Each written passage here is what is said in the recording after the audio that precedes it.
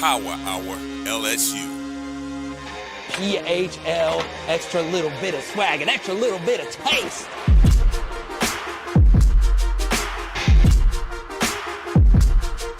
Yeah. Man, I'm headed to the field. Terror of the tiger, I'ma always keep it real. Everything gon' get devoured, it's the power. LSU with Carter, it's the power. LSU with Carter, man, I'm headed to the field. Terror of the tiger, I'ma always keep it real. Everything gon' get devoured, it's the power. LSU with Carter, it's the power. LSU with Carter, man, I'm headed. Let's freaking go. You guys have got to let me vent in the beginning of this episode because there is something that we all tend to do. We all come together as a country to cheer on USA Soccer. Hey, I've got to fire their coach after what happened tonight, but I'll save that for our little extra bonus discussion at the end of the show tonight. Now, as you guys know, I started a gaming channel. We're going to be doing a bunch of NCAA video game rebuilds. We're going to do it all together because I'm so excited for the game next week. And they decided to make their own rankings for next year's game. So let's actually start with the offensive rankings, where they have LSU as the 6th best offense in all of college football going into next year, which I find to be very interesting. I think that is a very fair ranking, especially when you consider the schools that are ahead of them are all really, really good offenses. I don't think there is a single bad offense ahead of LSU, and our offense is ranked the same as Ohio State, who has Quinshon Judkins. Obviously, they have Travion Henderson and a bunch of really other good pieces, and Chip Kelly calling the show there. So LSU being a number 6 ranked offense is fine with me with, obviously new offense coordinator, new starting quarterback, and so on and so on. So that is not too surprising. What is surprising, though, is NCAA football has already given Blake Baker a huge boost here as the number 18th ranked defense on the game. Now, you have to keep in mind, LSU this past year was by far the worst defense in the SEC. And not only last year, the final 2 games they played the year before, they were terrible against Texas A&M and Georgia. Maybe EA Sports, and I want to be honest with you, okay? EA Sports has gone all out with their development. They didn't just throw these rankings out there. I saw that they built a fake ramp at the gaming site to help replicate running down the hill for Clemson's opening of their games. Man, they have done a lot of different stuff on these video games, in particular NCAA football, to get everything right. Do they know something about the LSU defense that we don't? Because there's probably even the most homerish LSU fan would be very skeptical to put LSU's defense in the top 25 defenses in all of college football. I am a huge Blake Baker guy. You won't find a bigger Blake Baker guy than me. Do I really believe I'm going to give them a higher defensive ranking than Texas A&M, who brings in their old defensive coordinator who was really good to be their head coach? Do I really want to put them ahead of Texas A&M? You know, a defense that's not on here that I'm really high on next year is Ole Miss, with all the transfers that they brought in. They brought in Princely, who's going to be a first or second round pass rusher. They brought in Walter Nolan, who's going to be a first or second round defensive tackle. They beat us out for Trey Amos, a corner who's probably going to go in the second or third round next year, if not potentially lower. And they've got a really good national championship level defensive coordinator running the show there. I don't know if I could put LSU ahead of Ole Miss going into next year. And some of these other defenses are very interesting. So 84 overall, is this a ranking that EA Sports just got lazy and said, look, we're just going to slap 84 because it's LSU, and LSU's defenses are normally good, even though that's not been the case over the past couple of years. I don't know. I think there is a little bit of brain recognition up to this point. So what I want you to do in the chat right now, okay, type L for LSU, type O for Ole Miss. Who has the better defense going into next year? Type L for LSU, type O for Ole Miss. So I don't know if I would have LSU's defense higher than Ole Miss. But as you guys know, I'm a big Blake Baker guy. Huge Blake Baker guy. Do I think he's going to be as good as Dave Aranda? That's a stretch. Dave Aranda is obviously one of the best defensive coordinators ever. Is he going to be as good as Chief? Chief was overall really good at LSU. The truth is he just needs to be better than what we had over the past couple of years. As we say hi to Tyler and LA Mom, we say hi to HRE, Tony the Tiger. Good to see you. I know a lot of you have split screens going on tonight. Jed, good to see you on a glorious evening. So that is the main thing that I found to be very interesting today. Now, as many of you know, we have a really busy weekend coming up in the world of, well, my world. It's very interesting when I get to meet some of you guys in person. I've gotten a lot of messages about this event this weekend, Arclatech Sports Card and Memorabilia Show. It's this Saturday, 10 a.m. to 4 p.m. It's free. I'm telling you, anything in this inflation-heavy world that we're living in. And look, I went to Dairy Queen today. I took my little niece to go get a Blizzard and get me a Blizzard today. 2 mini Blizzards were $8. Mini Blizzards. There was a day when it was $5 total. The inflation monster has gotten us all. Arclatech Sports Card and Memorabilia Show, they would make a lot more money if they just charged $5 a head, but no, it's free of charge. Free for you to come, even if you just want to come look. But you're more than likely going to want to get some memorabilia. So come check it out, and you just get to meet me. So I am looking forward to it. I team up with them. I haven't missed a show in years now. I think this is the 6th time we were teaming up. And Hayden Travinsky will be there as well. Once again, the first person that gets there gets a Will Campbell autograph. One gets a jersey, one's going to get a poster. So we hope to see you there. And Hayden Travinsky, once again, will be there. So pretty pumped up about that. Now, next thing. I am fading some recruiting talk. Obviously, it was a big recruiting weekend with Bryce Underwood being in Baton Rouge last weekend. And obviously, there is a lot of interest going into this next week with 2 recruits upcoming making some pretty big announcements. Now, Khalil Lockett, we got to wait a little bit for that one. I really do like him. He's my second favorite receiver in this entire class. I don't know if we're really in it for him, but I do think he's very good.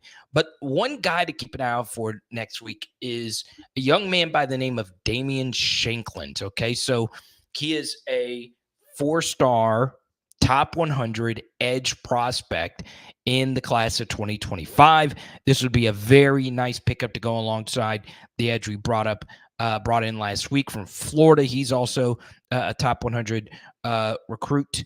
And look, I truly do believe LSU's defensive end player, Kevin Peoples, is going to get very good.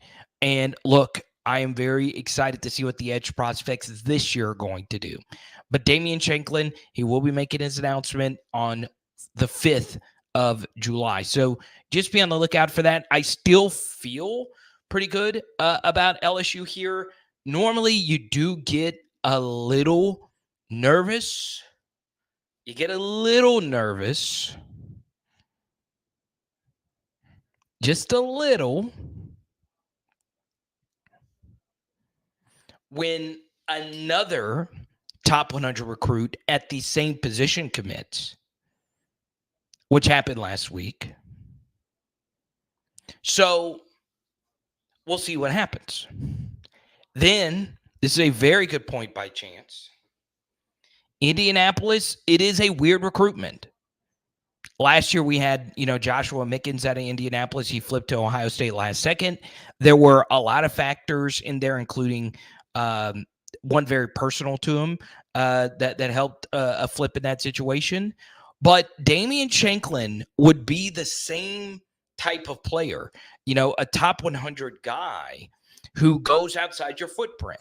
And I believe Brian Kelly has made this point multiple times, that the main focus of LSU's recruiting has been the footprint of the South, right? The bordering states.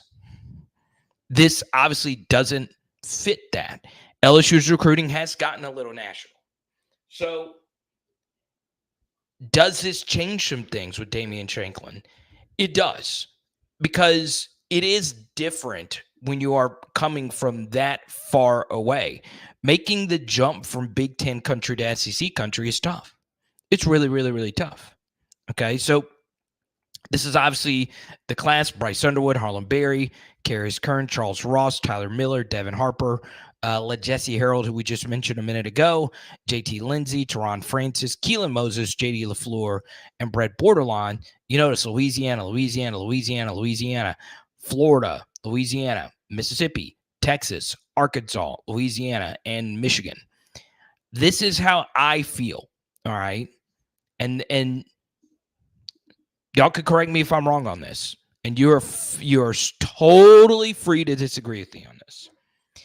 If you believe somebody outside of your footprint is special, and by footprint, these are the states that I include. I include Mississippi, but really my main focus is Louisiana and Texas. It's just my main focus. If I was in LSU's building, I would heavily recruit those states before all else. I don't mind Florida, but Florida recruits are risky bets at times, but Jesse Harold looks to be a really good player. And I don't mind Alabama. Alabama's not that far from Louisiana. And I also don't mind Arkansas, but there's just not a whole lot of players that come from Arkansas. And that's why I think Carius Kern's a really good pickup, because it does make a little bit more sense logistically, even though where he's from, Marion, is still 7 hours away. And then another state I would consider in the footprint would be Georgia, just because that state is so full of really, really, really good football players. So if it's not those states, I am seriously thinking about my recruiting efforts, unless you truly believe that player is special. Now, there is a caveat to this, and it's a major one. At quarterback, it doesn't matter, especially if he is a 5-star number 1 overall player. So Bryce Underwood doesn't matter. Colin Hurley doesn't matter.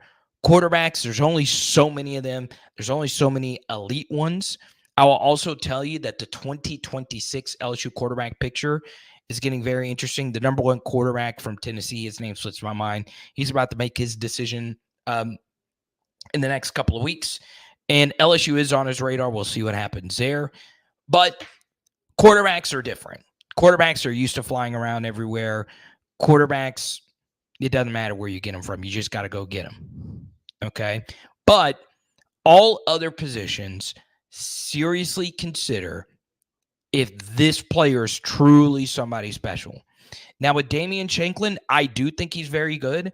I also am a little bit jaded in his favor because I met the young man at the spring game, spoke to him for about 5 minutes. We recorded a little interview, and he does love LSU. He really, really is interested in being here. And you wouldn't, on the spring game weekend, which there was 1,000 spring games going on, you wouldn't pick the LSU spring game weekend if you weren't really interested in going to LSU, if that makes a lot of sense. But, it is different. It is very different coming from the North. And you look historically, there have been some really good LSU football players from the North. Obviously, how much worse would our team be if we did not have Garrett Dellinger?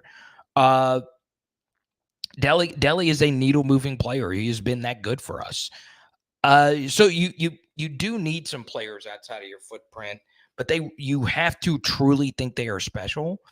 And where I would make the cutoff is if you are a top 100 recruit, I'm fine with going outside my area. Damian Shanklin fits that mold. But if you are a 3-star, it's a little bit different. It is a little bit different. Okay. Now, as we always do,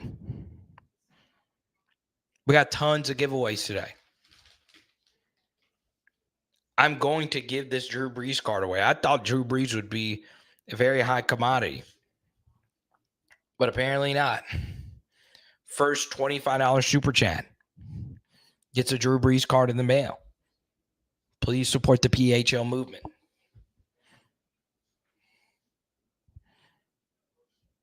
Okay, we say hi to Big Al, who's been rocking with us. Jed says Louisiana, Texas, Florida, Georgia are the best southern states to recruit. Yeah, the data would agree with you there. But I will tell you this, Jed, and look, I have looked into this, and this honestly is somewhat anecdotal, but for LSU, the state of Florida has been very up and down for them. Very up and down. But I would also tell you that is the case for a lot of Florida players. It is very volatile. The players that hit and miss. Now, if you do get one from Florida and they hit, they normally hit really big, like Patrick Peterson, Ricky Jean Francois. They are true earth-shattering needle movers. And then you also have some role players like a John Battle. I mentioned John Battle a lot on this channel, partially because if I say, hey, we need to go get another Jamal Adams, there's 3 of those in every recruiting class. But, I'm honestly just looking for John Battle level safety play. Is it too much to ask for us to get a John Battle? Just solid. John Battle was a very solid, 3-star player out of Florida. But, man, it can be rough. Florida players can be whiffs. I've seen some other states that are further away from the state of Florida have some success in getting really good 4-star level players from the Sunshine State, and they flop horribly. It does seem like the distance affects Florida players a lot more, and I think one theory as to why is, well, there's a lot more options closer to the state that you can go to and play big-time Division I college football. That's not to say that the Florida players that we have now, most notably Colin Hurley, won't be good for LSU. That's not what I'm saying at all. It's really, really hard, for any player to succeed at the Division I Power 5 level. But it's really hard to go that far away from home and be successful. Right? I think part of why so many LSU players have been so freaking good from the state of Louisiana, it's the mental aspect of it. Because I had this explained to me once by a 4-star recruit from the state of Alabama who was at LSU when I was there. And he was a really highly rated prospect. And he flopped. It just didn't work out. And one thing that he told me was, hey, it's a lot different coming from where I come from because I could have gone anywhere. And one thing that crossed his mind was, well, maybe LSU wasn't the fit for me. And truth be told, he wasn't necessarily a scheme fit for what we were doing at that time with Les Miles. So it was interesting to hear that perspective. If you're a Louisiana player, you are so mentally locked in on LSU because this is where you want to be. This is where you grew up wanting to be. You want to make it work at LSU. Whereas if you're an out-of-state guy, you're traveling, you're so far away from home, and it's a lot harder to not say, well, maybe if I would have just gone to Clemson, or maybe if I would have gone there. And all recruits have it. One of the biggest benefits of LSU is not only how strong their brand is and how many players really would bleed and sweat to make it work for LSU. It's that there's so many players that play for LSU that grew up wanting to play for LSU. Whereas at other schools, it's just not quite like that. It's just not. Like if you go to Arkansas, you're going to Arkansas because it didn't work out somewhere else. Let's go to Brian. Hot take BT coming in. By the way, Trey Grease and Jawan Johnson will be starters as freshmen. Those are the best athletes in America this year. So we'll talk about both of them. I won't spend too much time on Trey Green because we talked about him pretty much for the entire show yesterday. I think out of anyone in the class, he's probably the most exciting player. You know, obviously, two-sport athlete, will play basketball for LSU next year. He's listed as a tight end. He might just be a wide receiver, y'all, because he mostly split out wide in high school. But if for some reason he's able to get physical and put his hand in the dirt, that is a cheat code. But that's going to be the thing. Can he do that? Can he put his hand in the dirt and block and give you something there? If he can, and then you're able to split him out wide and get the same production out of a wide receiver, that is a type of player that LSU honestly is never truly had, at least since Thaddeus Moss. But, Thaddeus wasn't a special prospect like Trey Green.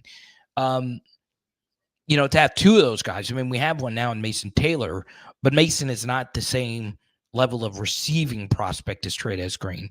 If you can get that, that would be amazing. Here's the thing about saying that about Trey and Jawan Johnson.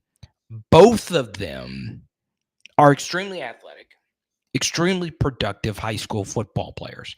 The difference, though, is you're expecting two true freshman starters who will be doing something radically different than what they did last year as high school football players. So, once again, starting off here with Trey Green. If he's going to play this next year and not just be like an every now and then player, he's going to have to learn how to block and put his hand in the dirt and actually play tight end, which is drastic. We saw that with Kamarion Pimpton. If Pimpton could do that as a true freshman, he would have played a lot last year. But as we saw last year, he was a terrible blocker, which was expected. That wasn't anything, out of the ordinary. He's gotten better in that department, and we saw some flashes in the spring game, and I'm still really high on him. But, it's a tough transition, and we were very lucky that Mason Taylor was able to do it as a true freshman. But that didn't really shock us because of his, football IQ and lineage. What I would also tell you, though, is Jawan Johnson is going through a radical change. It's one that he can make, one that he will be able to make. But last year, going into high school football games, his role was quarterback. That was the main focus. He did play both ways, and he was very good. And honestly, it's going to be hard to overcome his legendary status as a football player in high school because he is the record holder of a lot of records. But a true freshman starter, man, that's tough. He does give you a lot more value, though, if he can play corner. If he can play corner, watch out. But if he can honestly play anywhere in the defensive backfield, he's going to get a chance to play. And that is something that really excites me. LSU brought in a lot of high school defensive backs and a lot of transfer portal guys. The thing that is a major issue, though, is so many of them have zero Division I Power 5 experience.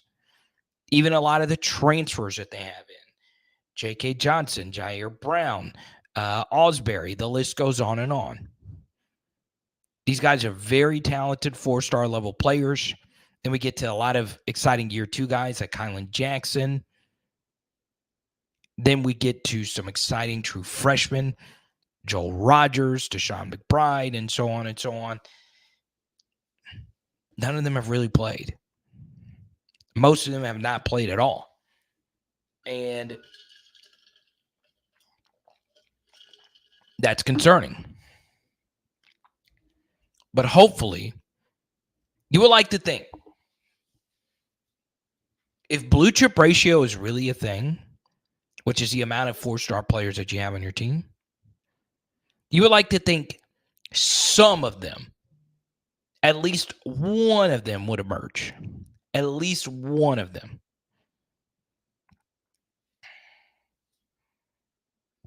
Man, BT's coming in hot. You athletically compare him to Caleb Downs. Okay, I don't agree with that. Caleb Downs is like unfreaking believably good.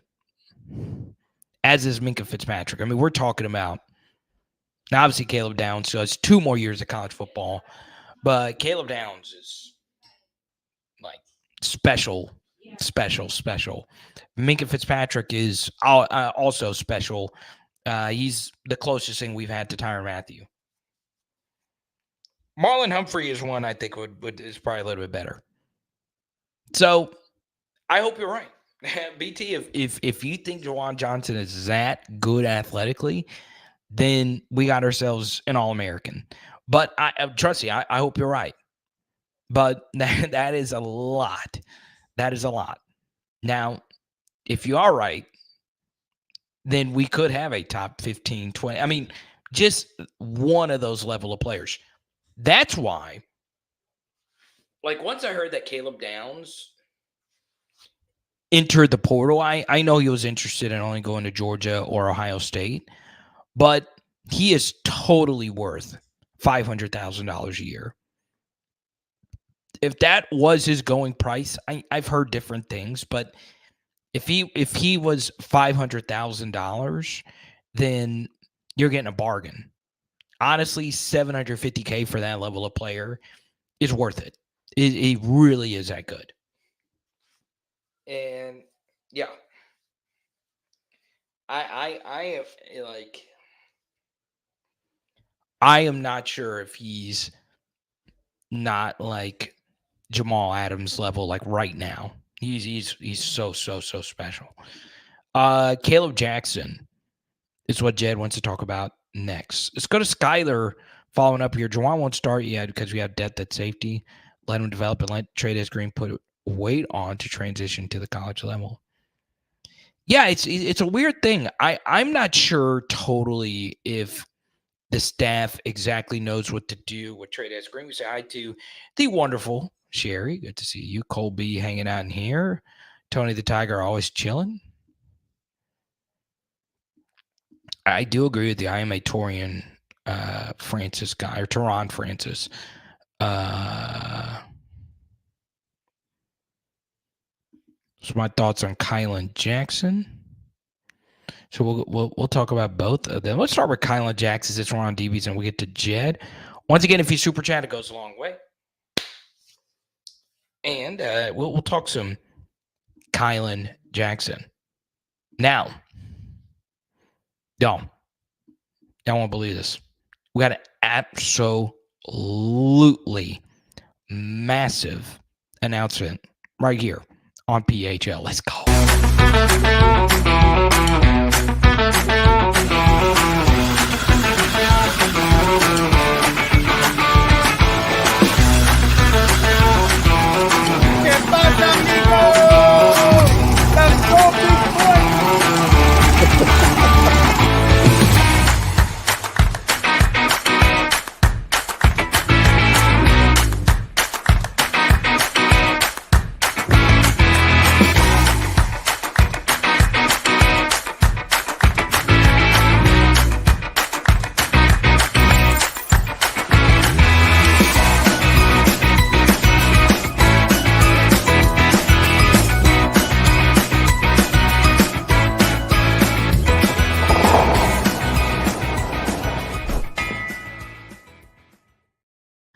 Freaking go. We have teamed up with our friends at NOPOD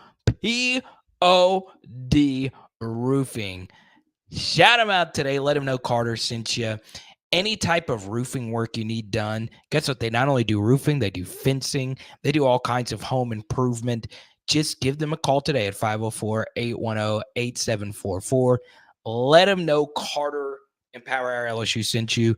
It goes a long way. All right. NOPOD. And the young man you saw in the video, his name is Steve Perlew. He is my former roommate. And I would not lead you astray. So honestly, this is anywhere in South Louisiana. If you're in Laplace, the Parish, if you're in Gonzales, Baton Rouge, New Orleans, it doesn't matter. We'll go to you. NOPOD, baby. And I've seen what this guy has done.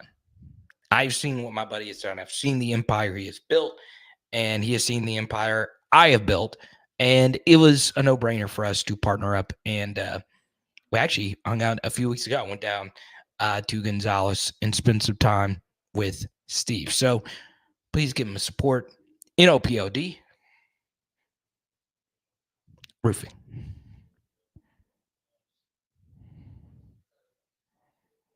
Now, on Kylan Jackson. Type Y for yes, type in for no. Because I spent a lot of time cutting that thing. Tell me if you liked the cut. I didn't cut it. It was Steve that did it. I shouldn't take credit for that. But we spent a lot of time and a few edits to make it look good. My thoughts on Kylan Jackson. Okay. He athletically is very gifted. His tape, and it's ironic, him and Trades are both from Zachary, and they never played together, but man, Kylan Jackson, his tape was really, really, really good. He, as a special teamer, was really good for LSU. And look, special teams is going to be a bigger part of what we're going to do next year. So hopefully he can give us something on special teams. But as a defender, man, he really stands out. When I watched him, he would make, mental lapse a time or two. But honestly, he can do it all. And I would love to see Kylan Jackson get some run next year. And hopefully he does. Brian Kelly made a few jokes about him, during press conferences. But I think BK has said plenty of times that this guy can flat out play. So maybe he is the savior that the LSU defense needs. But honestly, when you say the word savior, now that I think about it, we're not looking for Jamal Adams. We're looking for Ronald Martin. I'm looking to give this out today as well. Looking for Ronald Martin. $10 super chat gets this Ronald Martin card. That's all we're looking for. Just solid. You don't have to be the next guy. You don't have to be the DBU revolutionary. Because the funny thing is, you talk to people about DBU. I think the first thing you think of, obviously, is Patrick Peterson and Tyrann Mathieu. And then you think about Corey Webster, and the list goes on and on. But DBU is everybody. DBU is anyone that played on any of those secondaries. Give us a Ron Brooks. Give us just someone like that. And by the way, Ron Brooks also been a part of NOPOD, by the way. So that's all I'm looking for. Solid. Just solid. That's what we need. Now,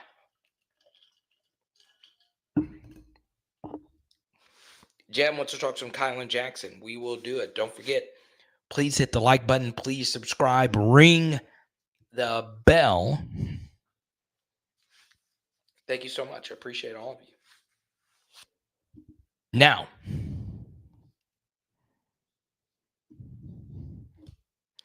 obviously, for disclosure, Ryan Yates is not with LSU anymore. He has moved on to, I think, Cal is where he went. But still, when I get to Caleb Jackson, how good would Caleb Jackson be this next year? The first thing I would say is Caleb Jackson needs to be healthy. So his final year of high school, he had a bad injury, and I think this last year he played through some things that may not be like as public. I've heard he was a lot more banged up and played through it because he's a tough, competitive son of gun. So I think Caleb is really, really, really good. I really do think so. I think at this point, the floor of his career is a Kenny Hilliard type of player. That's his floor. His ceiling is a Jeremy Hill type of back, which obviously is an all-time great level player. And look, there is some growth in his game. Obviously, catching out of the backfield is going to be one big development in his game going into next year. You know, one thing we don't think about with the running back position, and there were obviously a few big throws Jaden made to running backs over the past couple of years. Obviously, John Emery and then, Josh Williams in particular. But with a pocket quarterback, the check down becomes a more valuable thing. And if Caleb can give us something as a receiver out of the backfield, it's really going to help him. But there are some vision things I saw from Caleb this last year that, it's just typical true freshman things. If those things get better, he is truly breathtakingly good. So we'll see what happens. But I am still in on the Caleb Jackson hype train. He was one of my top 5 guys. And that's why you should join our PHL Patreon. Every one of our top 5 guys in our recruiting class last year played. 4 of them are already studs. Okay? 4 of them.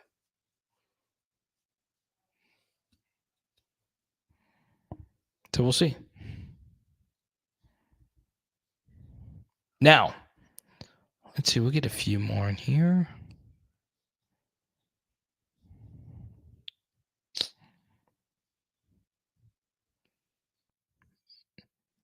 Type Y for yes if you're thinking about coming to Shreveport this weekend for the big show.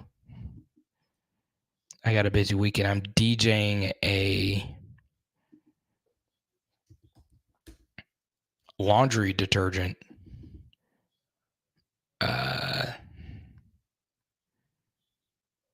DJing a laundry detergent get together.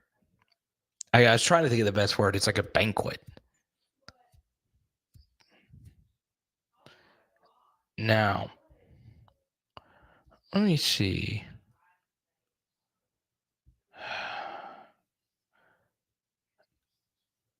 Carter, this comes in from Micah.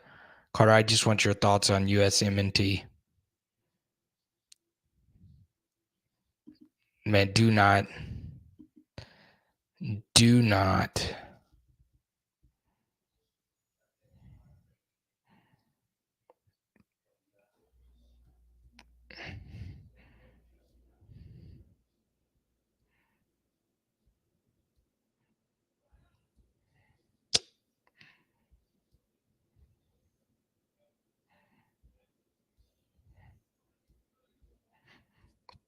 get me on. Do not get me on the U.S. men's national team. Okay, so this one Mike had just sent me. Timothy Weah sent an apology. So for those that don't know, our team tonight, big game, Copa Americas. One of our players, I wouldn't say punch, but he hit a player for Panama. And it wasn't good. So we got a red card and we lost. We got to fire our coach. I don't care if it's just this, because I know a lot of you are going to say, well, it's just one game.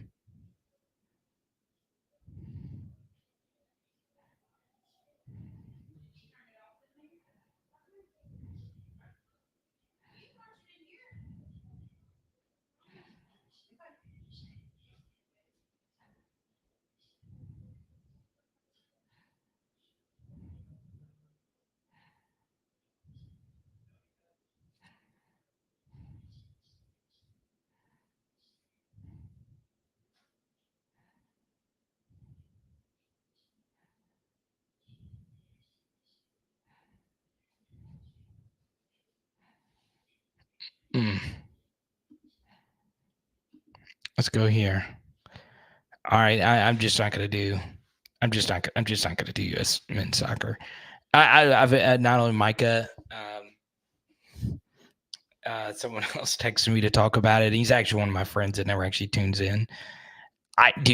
I'll be honest. I went on a tirade tonight. How pissed I am at this team. I literally thought about driving to Kansas City for Monday's game, but I can't take any more pain. I just can't. I love this team so freaking much. The point isn't about if they're ever going to win.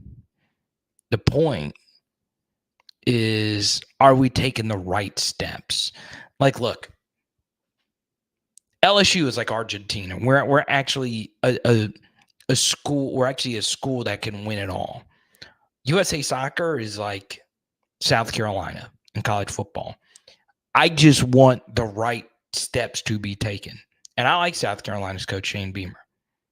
Okay. I just want the right steps.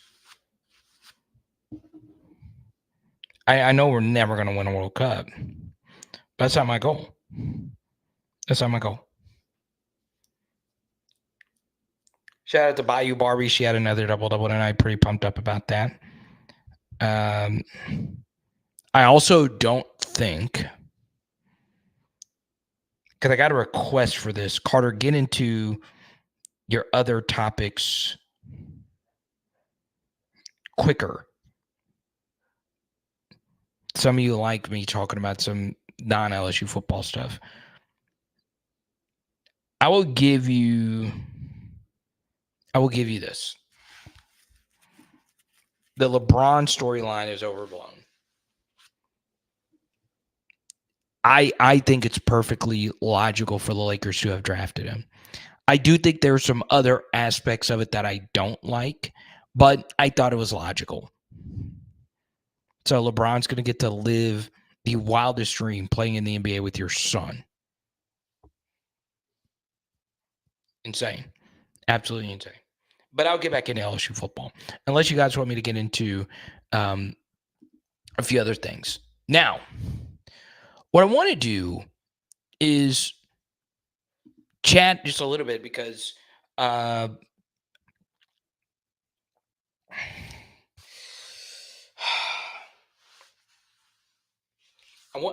want to be very rational with what I'm about to say. Next year's NFL draft for LSU might be the most important NFL draft in a very long time. Because, look, this last one was very good for LSU in that we were back on the first-round train. First-round draft picks really move the needle in a lot of different ways for recruiting, in terms of eyeballs, brand equity, all those things. The Thursday night of that NFL draft is such a highly rated event. It's just huge. And if everyone is watching you, it's like crazy how many eyeballs are watching, how many picks are happening. So it's not even like a recruiting thing. It's just so many people are so used to seeing LSU up there. Obviously, the year before, we didn't have any first-round picks. A lot of that's on Kayshawn, the injury and all that. But it's good to have multiple first-round picks. But I was thinking about this earlier today. Sure, Malik and BTJ are great for LSU. We keep the wide receiver brand going. But what would be bigger is for us to really hammer home that we are an offensive line school. We have seen it in recruiting. LSU's offensive line recruiting has become so freaking good. Okay? It's become so freaking good. And next year, if LSU is able to have 2 first-round offensive linemen taken, and that is the way most see it. Most have LSU's Will Campbell as a top 10 pick. Most have Emory Jones comfortably in the first round. If you're able to have that, it obviously snaps the weirdest streak in LSU history, which is no offensive lineman taken in the first round since 1998. It really, really hammers home that LSU is now an offensive line school. And it's big. It's really, really, really big. So I was thinking about that, when I was, we're getting ready for this big Will Campbell giveaway on Saturday. Man, this NFL draft is going to be so big for us next year. I'm so freaking excited about it. I kind of want to go. Was that a Dante? What's up, Dante? Good to have you back, man. Hope you're feeling better.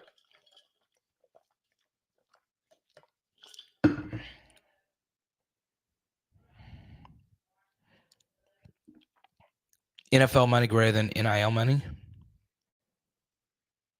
Oh, we get an OnlyFans reference? Huh? What? OnlyFans?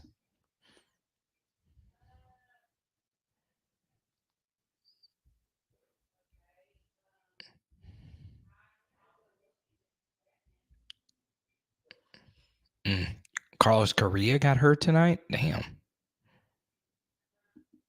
Brian is coming in with all the positive hot takes, and I love it. That's okay, BT. Bring it. He says Sage Ryan will have a complete 180-degree turn in 2024. That might be your hottest take. I'm telling you, Sage Ryan turning it around and being a very good starter next year would be shocking to me.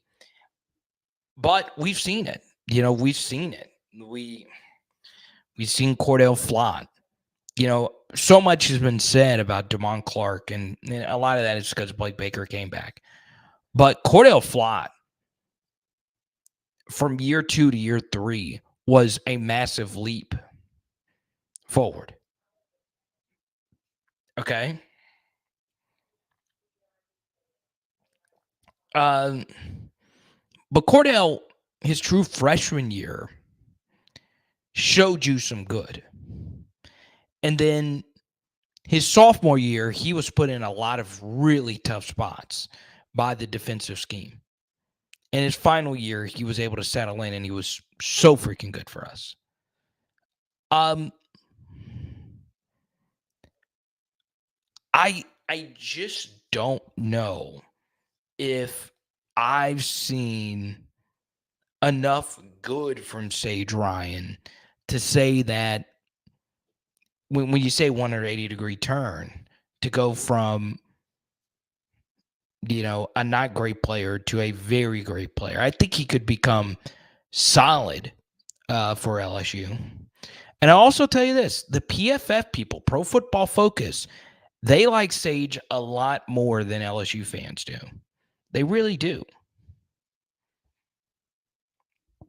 Phil says Deion Jones had a huge step. True. I do think it's a little bit different for him, though, because I don't know how much Debo played his first 3 years. I think, and Phil, correct me if I'm wrong on this, I think Deion was mostly just a backup. He never really got his chance to start. And then his final year, they finally let him loose, and he was really good. And actually one of the better LSU linebackers in the NFL that we've had. So, but that is an interesting point. We talk about Debo all day. One of the many great LSU players for the Atlanta Falcons, which is painful to talk about. Oh, that's funny.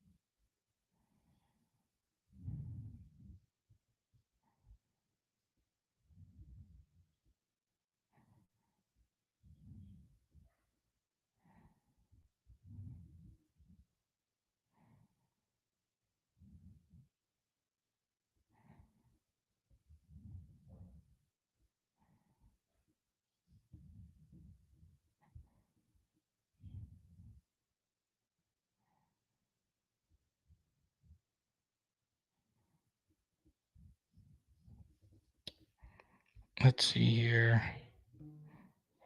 Okay. I want this to be. I get a few messages on Instagram. Once again, what's up? Yeah, sure. Thank you, bud. Does Pressure want to come on? No, Freshy's good. Pressure want to come on? My niece staying tonight. Pretty excited.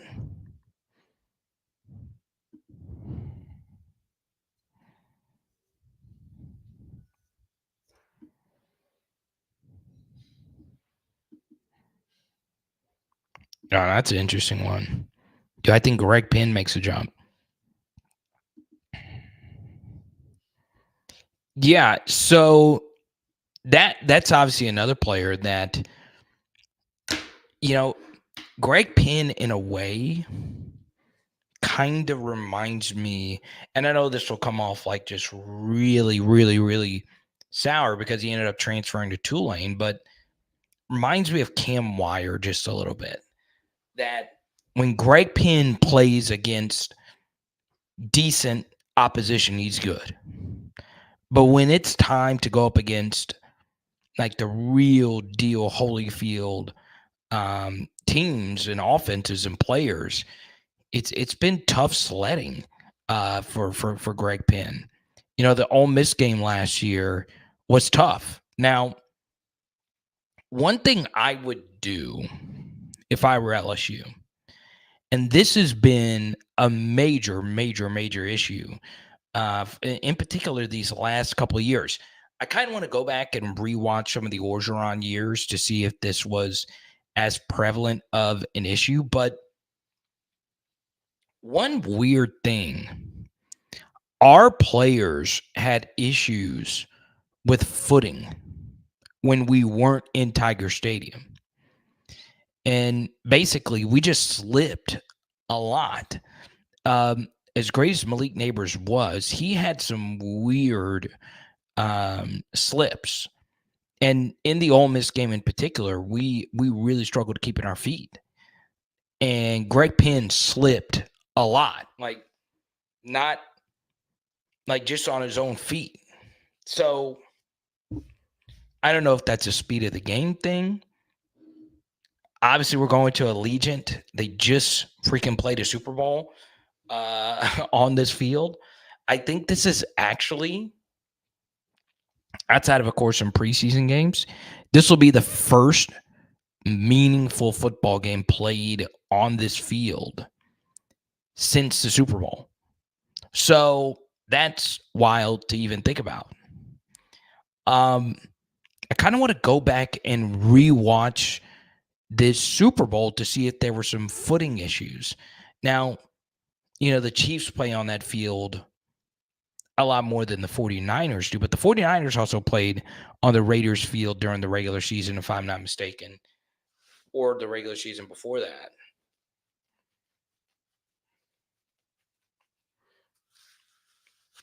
But when we've been away, now there are some valid excuses. In 2022, Auburn's field was just a chunky mess. And then obviously the Arkansas field was just ice. So, I don't know why we slipped so much in that Ole Miss game. I think it's a little bit of bad luck and variance. But I would highly recommend us take a look at the Allegiant Field turf. But Greg Penn struggled with footing and just game speed. In the Alabama game in 2022, I know Jahmyr Gibbs is great. He's one of the best backs in the NFL right now. But that's my point. When he went up against the best of the best, he has struggled. Against everyone else, he's pretty solid. He's pretty solid.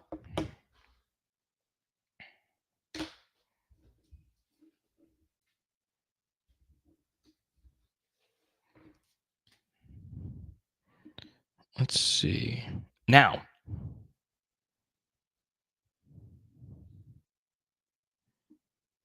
let's go to Brandon. He wants to talk about some spring game stuff. I will happily do that right after this. I think joy and happiness and doing things you like is important. My favorite thing is sports cards. When I'm not on YouTube, I am building my collection. And when I started, I wish there was a sports card strategy show. He wasn't necessarily going to be a first-round pick before all this Heisman buzz. Now they're talking about him being a top 5 pick. Paul Hickey and the team at nooffseason.com personally helped build my Jaden Daniels collection, and they're looking to do the same for you. Just check them out on social media or nooffseason.com. There you go. I'm going to be giving this one out over the weekend as well. I got a Matt Flynn autograph card. Pretty excited about that. Wait, what is this? Oh, that's on the okay, that's on the top loader. There's like a little black mark. I was like, did someone write on my card? No, it's on the top loader. I'll give it out now. $20 super. I'll send it out.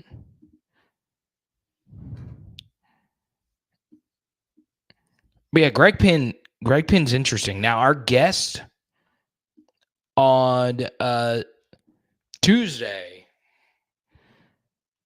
is not the biggest fan of Greg Penn. I'm okay on him. But am I worried? Yes. But I'm willing to see out this final year. So, yeah, he is a senior. So, 2021. He was with the last O team, and then obviously he's with the last 2 teams under BK. Another guy outside of the footprint as well, from Washington, D.C.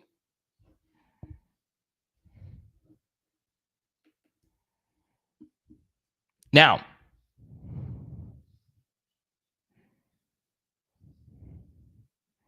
I want to talk about the comment about Sage Ryan's spring game. Yeah, right, it was bad. And his spring game last year wasn't great either. But to the contrary, the way I understand it, and some of this was during the media portions, and some of this was during other portions that I viewed by the media. I've also heard he's pretty solid. He had some pretty solid practices. Take that for what it's worth. But yeah, I am very skeptical. Very skeptical. Doesn't mean I'm not positive or not hoping for the best and not pro Blake Baker is going to get a lot out of us. I'm skeptical, though.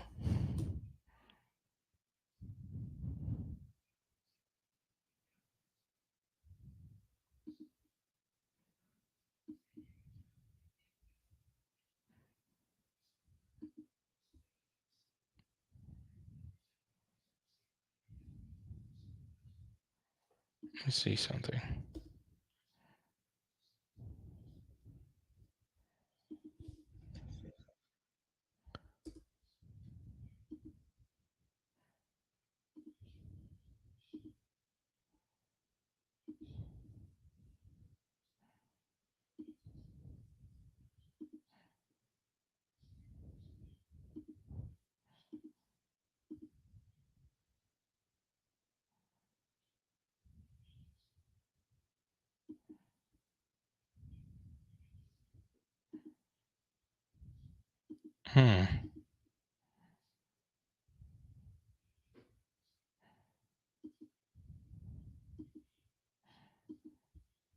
Now, let me go to here.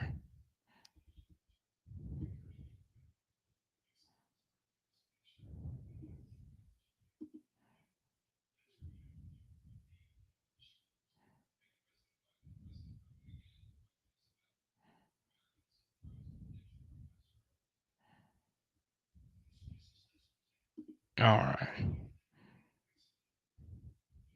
Now, here's what we're going to do. In the next 5 to 10 minutes, I'll answer as many questions as we possibly can. If you do super chat, we'll keep it moving. Keep this live stream moving along.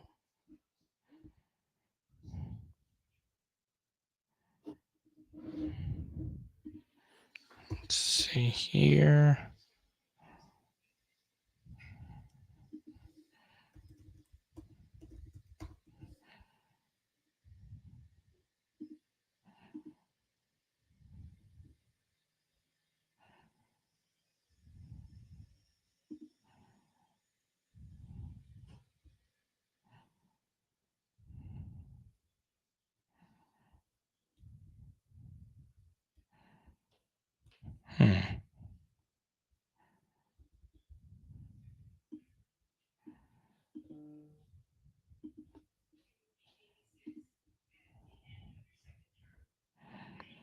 You want the LSU Iowa Capital One Bowl? Huh? It's so funny. 2005. I won't talk about that one. I'll talk about the other LSU Iowa Bowl game.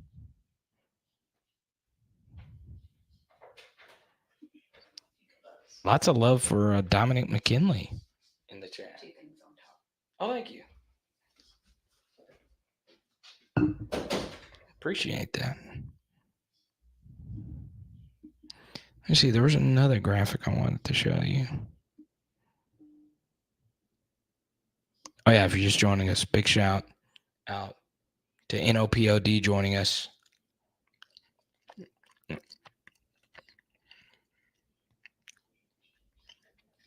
New partners here with PHL. Give them a call. Anyone in South Louisiana, 504-810-8744.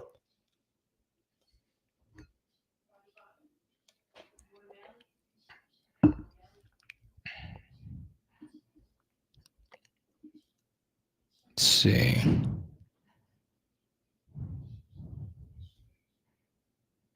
That's true. They got Sage Ryan back out of the transfer portal. They really, really wanted him.